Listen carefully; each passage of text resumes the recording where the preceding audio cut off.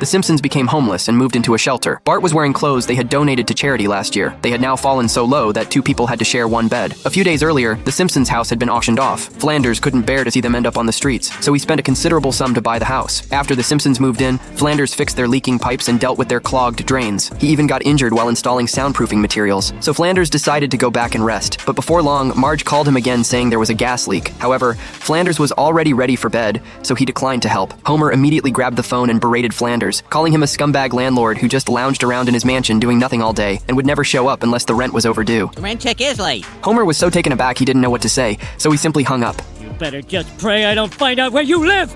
Bart! Don't forget to turn the chicken! Homer told his bar buddies about this incident. After hearing the story, Moe thought Flanders wasn't such a good person after all. To get revenge on Flanders, he suggested Homer expose Flanders' ugly side to the media. Homer actually took Moe's advice and contacted the media. On camera, he emphasized that the house had problems everywhere: creaky stairs, creepy portraits, and even ghosts in the closet. Ooh, I died when Homer sat on me. Why, you little... I'm the victim here! Flanders transformed from the world's greatest guy into the most evil person. When he saw the TV report about himself, he immediately confronted Homer. He believed Homer's behavior was biting the hand that fed him. However, Homer didn't think he'd done anything wrong at all. So Flanders ordered Homer to move out by next month. But Homer wasn't worried. He could just find a neighbor willing to buy his house and let him live there. We won't do it! Your leaving is our Christmas.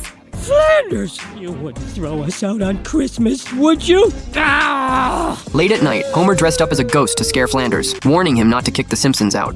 Say, Jesus, what was the name of the son of Zachariah? It was, do you have a computer nearby? The next day, Flanders nailed an eviction notice to the door. When Marge saw it, she thought they were going to be homeless. At that moment, Homer pulled out a book stating that if a household had a resident age 65 or older, the household had the right to refuse eviction. Finally, a practical use for my father.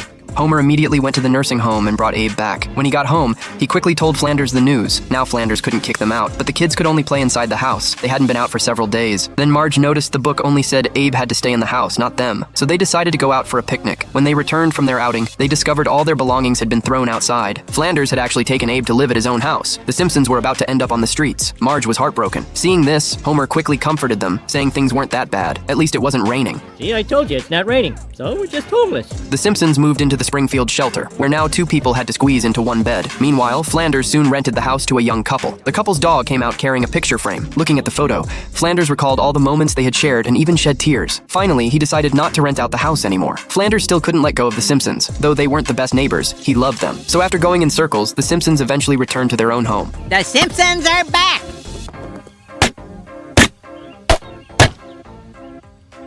I really hate this neighborhood.